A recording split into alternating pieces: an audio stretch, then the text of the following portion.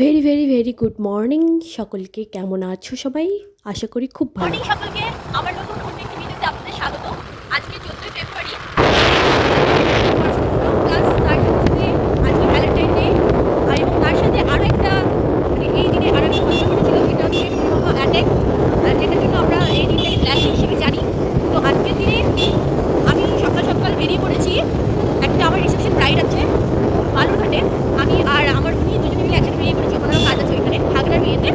তো দুজনে মিলে যাচ্ছি, খুব তাড়াতাড়ি বেরিয়ে পড়েছি সকাল 8:30টার মধ্যে, যে তাড়াতাড়ি ওখানে গিয়ে আবার 3 ঘন্টা লাগবে যেতে। 3 ঘন্টা লাগলেও যেন সময়টা খুব তাড়াতাড়ি চলে যাবে, কারণ যেহেতু উনি আমার সাথে রয়েছেন। তো চলো সুন্দর সুন্দর প্রকৃতি দেখতে দেখতে এগিয়ে পড়ি। চলে আসলাম আমরা বুনিয়াদপুর। এবার আমাদের কিছু একটু খাওয়ার পালা। আমার তো কোথাও বেরোলে খালি খেতে ইচ্ছে করে, কি খাবো মন খালি এই করে যে কি খাবো। হ্যাঁ, বলতে পারি না আর বুঝতেও পারি না যে কি খাবো, কারণ ওই বুঝতে বুঝতে আমি বাড়ি চলে যাই। এটাই হয় আমার সাথে। সকাল সকাল যেতে খুব ভালো লাগছিল, তাই আমরা পৌঁছে গেছি এখানে খাওয়ার জন্য। থেমে গেছি এখানে খাওয়ার দাওয়ার, এখন খাবো। সকালে ব্রেকফাস্ট করব মোটামুটি। টেস্টি কিন্তু লাগছে দেখতে, আমারটাও টেস্টি। এটা আমাকে হাত দিয়ে খেতে হবে, তাই তো? আর তোমাকে চামচ দিচ্ছে। খাও। কেমন? ভালো কম্বিনেশন কি? আলু সেদ্ধ। খাওয়া দাওয়া কমপ্লিট, এবার আমরা বেরিয়ে করবো আবার আমাদের সফরে।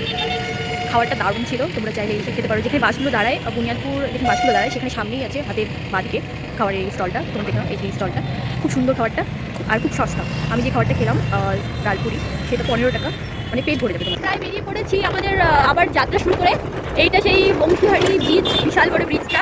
আমার তো ভীষণ ভালো লাগে এই জায়গাতে আসতে, আর তোমরা যারা আসনি কখনো তারা নিশ্চয়ই একবার এসো, খুব ভালো লাগবে। রাস্তায় এসে মনে পড়লো আমাদের সুন্দরীটাকে ধুতে হবে, স্নান করাতে হবে। আসলে অনেকদিন ধরে স্নান করেনি, প্রায় 1 মাস হয়ে গেল, তাই ওকে স্নান করাতে হবে। সুন্দরী এবার স্নান করছে সুন্দর করে, একদম চকচক হয়ে যাবে পুরো। সুন্দরী স্নান সেরে বেরিয়ে পড়লাম, আর রাস্তাতে দেখতে পেলাম আপেল, তাই আমরা একটুখানি নিয়ে নিলাম নিজেদের জন্য। আমাদের ডেস্টিনেশনে চলে এসেছি। এখন বাজে প্রায় ওই 11:30, পৌঁছে গেছি। এখন বিয়ে বাড়িতে ঢুকবো।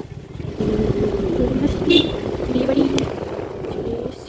সত্যি কথা বলতে এই মেকআপের কাজটা আমার ভীষণ প্রিয়, আমার খুব ভালো লাগে এই কাজটা করতে। তাই আমিও খুব মনোযোগ সহকারে বৌমাকে সাজাচ্ছিলাম। যদিও আমার ভাগ্না বউ, তাই বৌমাই হবে। আর সবাই তো ভীষণ মানে কি বলবো, সবাই সাজার জন্য তাড়াহুড়ো করছিল, তাই ভাবলাম যে আমি আস্তে আস্তে সাজাই, তাহলে হয়তো আমাকে আর অন্য কাউকে সাজাতে হবে না।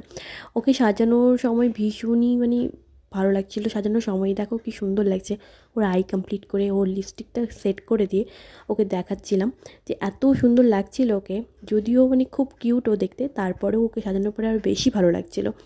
ভীষণই সুন্দর দেখতে, ছোট্টখাটো, বেশ একদম নতুন লক্ষ্মী ঠাকুরের মতো।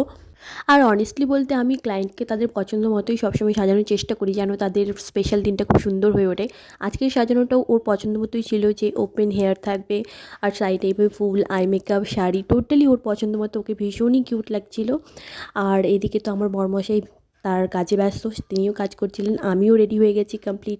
পর সবার সাথে একটু ছবি টবি তুলে আনন্দ করে তারপর এই পর্যন্তই আমার ভিডিওটা। আর ভালো লাগলে সাবস্ক্রাইব করে দিও। দেখা হচ্ছে পরবর্তী কোনো ভিডিওতে। Thank you.